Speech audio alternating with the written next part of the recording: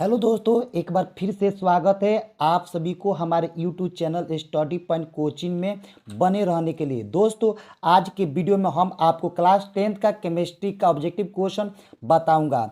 आप लोग वीडियो को अंत तक देखना और सभी प्रश्नों को याद कर लेना। ये सभी प्रश्न आपके मैट्रिक एग्जाम के लिए काफ़ी इम्पोर्टेंट है। ठीक है कि आप लोग वीडियो को जरूर अंत तक देखना। तो चले हम दोस्तों वीडियो को स्टार्ट करते हैं। तो पहला प्रश्न आपका होगा, सल्फाइड अयस्कों को साधारणतः निम्नलिखित में से किस विधि द्वारा समृद्ध किया जाता है?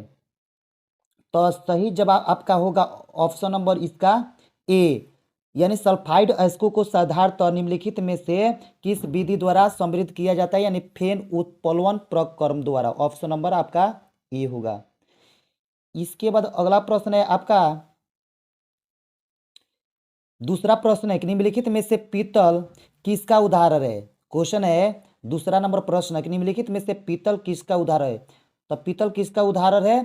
तो आपका सही जवाब होगा ऑप्शन नंबर सी, यानी पीतल का मिश्र धातु का क्या है? उदाहरण है। ऑप्शन नंबर क्या जगह बी होगा। इसके बाद क्वेश्चन नंबर तीसरा है आपका, तीसरा है कि क्रायोलाइट एस्क है, क्रायोलाइट एस्क है। तो क्रायोलाइट एस्क आपका है एल्युमिनियम का, यानी ऑप्शन नंबर बी आपका सही जवाब होगा एल्युमिनियम। इसके बाद क्वेश्चन नंबर आपका चौथा है कि क्रियाशील श्रेणी में हाइड्रोजन के नीचे वाली धातुएं है। क्वेश्चन है चौथा नंबर प्रश्न है आपका है कि क्रियाशील श्रेणी में हाइड्रोजन के नीचे वाली धातुएं। तो क्रियाशील श्रेणी में हाइड्रोजन के नीचे वाली धातुएं कौन सी है? आपका सही जवाब होगा ऑप्शन नंबर डी, यानी इनमें से कोई नहीं है। यानी अम्लों से अभिक्रिया कर हाइड्रोजन आयन देता है, ये नहीं होगा आपका। अम्लों से अभिक्रिया कर हाइड्रोजन गैस नहीं बनाती है। सी है कि जल के साथ साधारण ताप ही अभिक्रिया करती है, ये भी नहीं करती है। यानी ऑप्शन नंबर आपका डी बस सही जवाब होगा, इनमें से कोई नहीं। क्वेश्चन नंबर आपका पांचवा होगा कि मैग्नीशियम मैग्नीशियम मिश्र धातु में से कौन कौन से धातुएं मिश्रित रहते हैं? तो कौन कौन से धातुएं मिश्रित रहते हैं? आपका सही जवाब का होगा ऑप्शन नंबर सी, यानी Al तथा Mg, यानी एल्युमिनियम और मैग्नीशियम सही जवाब होगा। इसके बाद आपका प्रश्न है, छठा प्रश्न है आपका, छठा प्रश्न है कि निम्नलिखित में से कौन आयनिक यौगिक है? तो छठा प्रश्न, निम्नलिखित में से कौन आयनिक यौगिक है? तो सही जवाब आपका होगा ऑप्शन नंबर सी, यानी KCl3, KCl3। इसके बाद क्वेश्चन नंबर सातवां है कि हेमेटाइट एस्क है। तो हेमेटाइट एस्क है, हेमेटाइट एस्क किसका है? तो ऑप्शन नंबर बी, यानी Fe से आयरन। क्वेश्चन नंबर आठवां है, निम्नलिखित में से किस प्रक्रिया द्वारा धातु अधिक मजबूत हो जाती है? तो निम्नलिखित में से किस प्रक्रिया द्वारा धातु सबसे मजबूत हो जाती है? यानी क्वेश्चन नंबर आठवां के आंसर होगा ऑप्शन नंबर सी, यानी मिश्र धातु में परिवर्तन द्वारा क्या होते हैं? आपका धातु अधिक क्या होते हैं? मजबूत हो जाती है। इसके बाद क्वेश्चन नंबर 9 है कि जंग का सूत्र होता है। तो जंग के सूत्र क्या होता है? यानी Fe2O3 इंटू एक्स है H2O, यानी ऑप्शन नंबर क्या जाएगा? सी हो जाएगा। क्वेश्चन नंबर 9 के ऑप्शन नंबर सी हो जाएगा। इसके बाद 10वां प्रश्न है, बॉक्साइड निम्नलिखित में से की धातु का अयस्क है? 10वां प्रश्न है आपका, बॉक्साइड निम्नलिखित में से की धातु का अयस्क है? तो बॉक्साइड जो है आपका एल्युमिनियम का क्या है? एल्युमिनियम धातु का अयस्क है, यानी ऑप्शन नंबर क्या जाएगा? सी हो जाएगा। सही जवाब होगा ऑप्शन नंबर सी। इसके बाद 11 नंबर प्रश्न है आपका, 11 नंबर प्रश्न दिया है कि हैवर विधि में N2 तथा H2 के संयोजन से प्राप्त होता है। तो हैवर विधि में N2 तथा H2 के संयोजन से क्या प्राप्त होता है? तो आपका सही जवाब होगा ऑप्शन नंबर ए, यानी NH3 आपके क्या होगा? प्राप्त होता है। इसके बाद क्वेश्चन नंबर 12, निम्नलिखित में से कौन दो इलेक्ट्रॉन खोकर आर्गन जैसी अस्थाई इलेक्ट्रॉनिक विनाश प्राप्त करता है? तो 12 का आपका सही जवाब होगा ऑप्शन नंबर सी, यानी सी ए, ऑप्शन नंबर सी। इसके बाद क्वेश्चन नंबर 13 है कि अमोनिया गैस है, तो अमोनिया कैसा गैस है? तो सही जवाब होगा आपका ऑप्शन नंबर 13 के बी, यानी अमोनिया का क्षारकीय गैस है। सही जवाब होगा ऑप्शन नंबर बी। इसके बाद क्वेश्चन नंबर 14 है कि ए और बी परमाणु के संयोग से आयनिक बंधन बनता है, तब ए और बी दोनों इलेक्ट्रॉन का त्याग करते हैं। ऑप्शन नंबर बी, ए और बी दोनों इलेक्ट्रॉन का त्याग करते हैं। ऑप्शन नंबर सी, ए धातु और बी धातु हो। ऑप्शन नंबर डी, ए और बी दोनों धातु हो। तो आपका सही जवाब होगा क्वेश्चन नंबर 14 के ऑप्शन नंबर सी, यानी ए धातु और बी अधातु होगा। ऑप्शन नंबर क्या जाएगा? सी होगा। इसके बाद क्वेश्चन नंबर 15 है कि इथेन का आणविक सूत्र C2H6 है, तो इनमें से 6 संयोजन बंधन बनता है। ऑप्शन नंबर ए है 6 संयोजन बंधन है। ऑप्शन नंबर बी है 7 संयोजन बंधन है। ऑप्शन नंबर सी है कि 8 संयोजन बंधन है।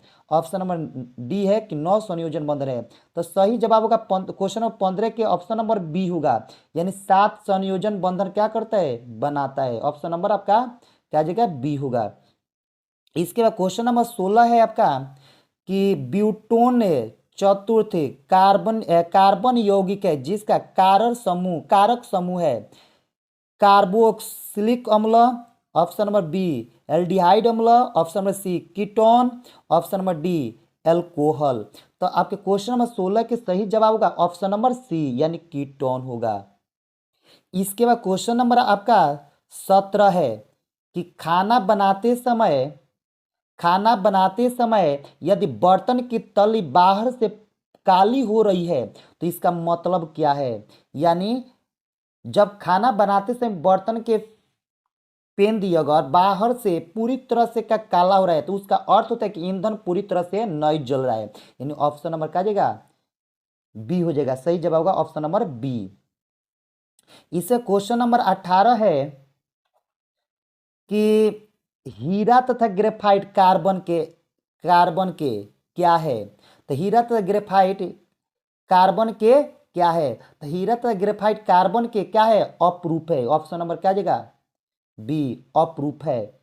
इसके बाद क्वेश्चन नंबर 19 है प्रयोगशाला में संश्लेषण पहला कार्बनिक यौगिक है। तो प्रयोगशाला में संश्लेषण पहला कार्बनिक यौगिक होगा ऑप्शन नंबर सी NH2CO NH2, यानी सही जवाब होगा option number C. Question number 20 है आपका कि मीथेन एक आणविक है, तो मीथेन किसका आणविक है? तो टेट्राहेड्रल, यानी ऑप्शन नंबर क्या हो जाएगा? सी हो जाएगा। इसे सही जवाब होगा ऑप्शन नंबर सी, यानी टेट्राहेड्रल। इसका क्वेश्चन नंबर 21 है 21 नंबर प्रश्न की जैव शक्ति के सिद्धांत का प्रतिपादन किसने किया था? तो जैव शक्ति के सिद्धांत का प्रतिपादन कौन किया? बर्जिलियस ने किया था। ऑप्शन नंबर क्या जगह? ए होगा, बर्जिलियस। इसका क्वेश्चन नंबर 22 है सोडियम एसिट्रेट को सोडा लाइम के साथ गर्म करने पर क्या बनता है? तो सोडियम एसिटेट को सोडा लाइम के साथ अगर गर्म किया जाता है तो आपका क्या बनेगा? CH4 बनेगा। ऑप्शन नंबर क्या जाएगा? ए होगा। इसका क्वेश्चन नंबर 23 है आपका कि एल्डिहाइड श्रेणी के यौगिक में निम्नलिखित में से कौन क्रियाशील समूह विद्यमान होता है? तो सही जवाब होगा आपका ऑप्शन नंबर सी, यानी बाउंड CHO। इसका क्वेश्चन नंबर आपके 24 है एल्केनो के सामान्य सूत्र होता है। तो एल्केन का सामान्य सूत्र क्या होता है? CnH2n+2, यानी ऑप्शन नंबर क्या जाएगा? ए। इसके क्वेश्चन नंबर आपका 25 है कि इथिन के बहुलीकरण से बनता है। तो इथिन के बहुलीकरण से क्या बनता है? पॉलीथीन बनता है, यानी ऑप्शन नंबर क्या जाएगा ए हो जाएगा। इसके बाद क्वेश्चन नंबर आपका 26 है कि अणु सूत्र C2H5 के कितने श्रृंखलाएं समावयवी होंगे। तो कितने श्रृंखलाएं उसके समावयवी होंगे, तो सही जवाब होगा आपका 26 के ऑप्शन नंबर बी, यानी 3 होगा। 3 गो श्रृंखला समावयवी होगा। इसके क्वेश्चन नंबर 27 है मीथेन के दहन से प्राप्त है, मीथेन के दहन से क्या प्राप्त होता है, तक CO2 प्राप्त होता है, यानी सही जवाब होगा ऑप्शन नंबर बी, यानी मीथेन के दहन होता है तब तो कार्बन डाइऑक्साइड क्या होता है मिलता है। इसके क्वेश्चन नंबर 28 है कि निम्न में से कौन योगशील अभिक्रिया अभिक्रियाएं प्रदर्शित करता है। तो 28 नंबर क्वेश्चन जो आपका बोलता है कि निम्नलिखित में से कौन योगशील अभिक्रियाएं प्रदर्शित करता है, तो सही जवाब होगा उसका ऑप्शन नंबर बी, यानी एल्कीन। सही जवाब होगा एल्कीन। क्वेश्चन नंबर 29 है आपका कि साबुन लाल लिटमस को क्या कर देता है, तो साबुन लाल लिटमस को क्या कर देता है, नीला कर देता है, यानी सही जवाब होगा आपका ऑप्शन नंबर ए। इसका क्वेश्चन नंबर आपका 30 है कि कैल्शियम कैल्शियम कार्बाइड जल से अभिक्रिया करके क्या देता है। तो कैल्शियम कार्बाइड जल से जब अभिक्रिया करके हमें क्या देता है, तो इथाइन देता है, यानी ऑप्शन नंबर क्या जाएगा डी हो जाएगा। इसके क्वेश्चन नंबर 31 है निम्न में से कौन सी धातु वेल्डिंग में प्रयुक्त होती है, माने कौन सी धातु वेल्डिंग के रूप में क्या होता है प्रयुक्त की जाती है। तो सही जवाब होगा आपका ऑप्शन नंबर ए, यानी एसिटिलीन, एसिटिलीन, यानी ऑप्शन नंबर ए। इसके बाद क्वेश्चन नंबर 32 है आपका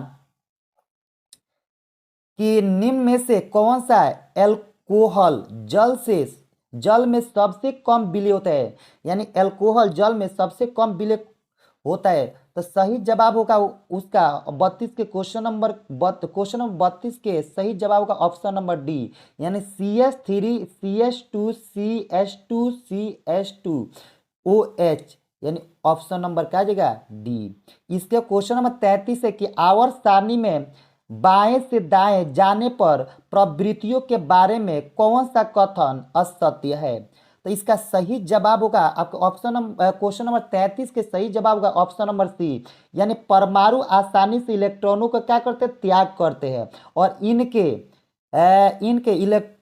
इनके ऑक्साइड अधिक अम्लीय हो जाते हैं, यानी सही जवाब होगा ऑप्शन नंबर सी।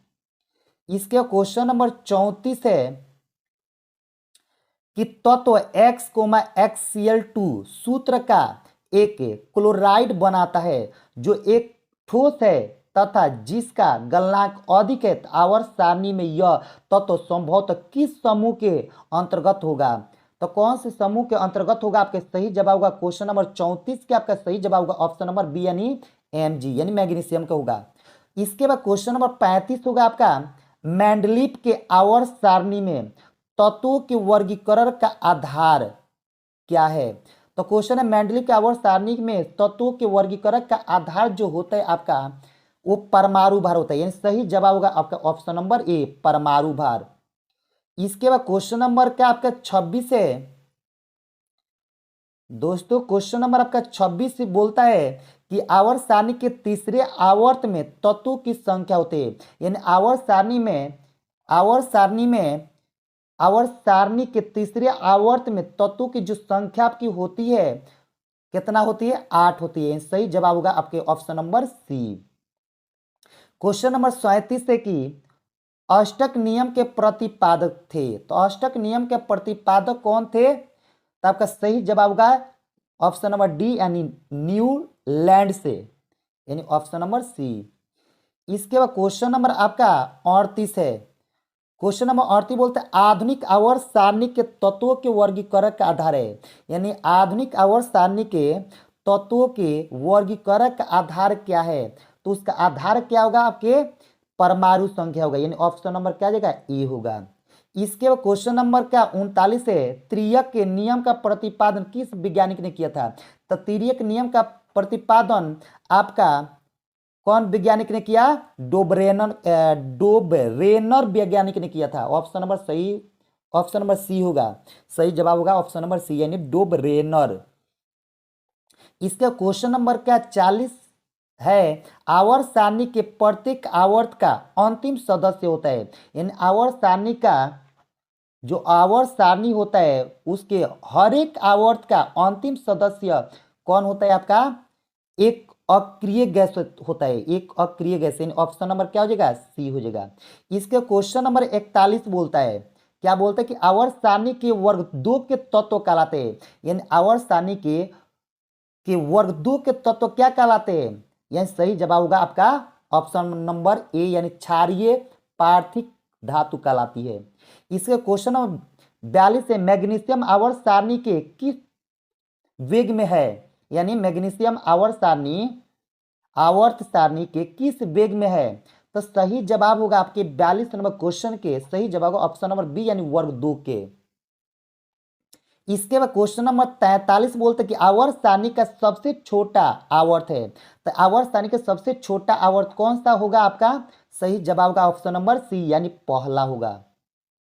इसके बाद क्वेश्चन नंबर आपका 34 बोलता है कि आवर्त सारणी में वर्ग 1 के तत्व कहलाते हैं। आवर्त सारणी में वर्ग 1 के तत्व क्या कहलाते हैं, आपके ऑप्शन नंबर का सी होगा क्षार धातु कहलाते हैं। सही जवाब होगा क्षार धातु। इसके क्वेश्चन नंबर 45 बोलता है कि अक्रिय गैस से उपस्थित है आवर्त सारणी के। तो अक्रिय गैस से उपस्थित है किस में, किस वर्ग में, आपका सही जवाब होगा ऑप्शन नंबर डी यानी 18 वर्ग में। 18वां वर्ग में क्या होगा आपका अक्रिय गैस प्रेजेंट होता है। इसके बाद क्वेश्चन नंबर 46 बोलता है कि सबसे अधिक भास्मिक ऑक्साइड होता है। तो सबसे अधिक भास्मिक ऑक्साइड क्या होगा आपका K2O यानी K2O होगा। यानी सही जवाब होगा ऑप्शन नंबर क्या हो जाएगा, ई हो जाएगा। इसके बाद आपके क्वेश्चन नंबर 47 बोलते हैं कि सबसे अधिक विद्युत ऋणात्मक तत्व है। यहाँ सबसे अधिक विद्युत ऋणात्मक तत्व क्या होगा, ऑप्शन नंबर 47 के ऑप्शन नंबर क्या जाएगा, बी हो जाएगा यानी B2O3 होगा आपके सही। सॉरी 47 के सबसे अधिक विद्युत ऋणात्मक तत्व है यानी ऑप्शन नंबर बी होगा एफ फ्लोरीन। सही जवाब होगा फ्लोरीन यानी ऑप्शन नंबर बी। इसके क्वेश्चन नंबर 48 बोलता है,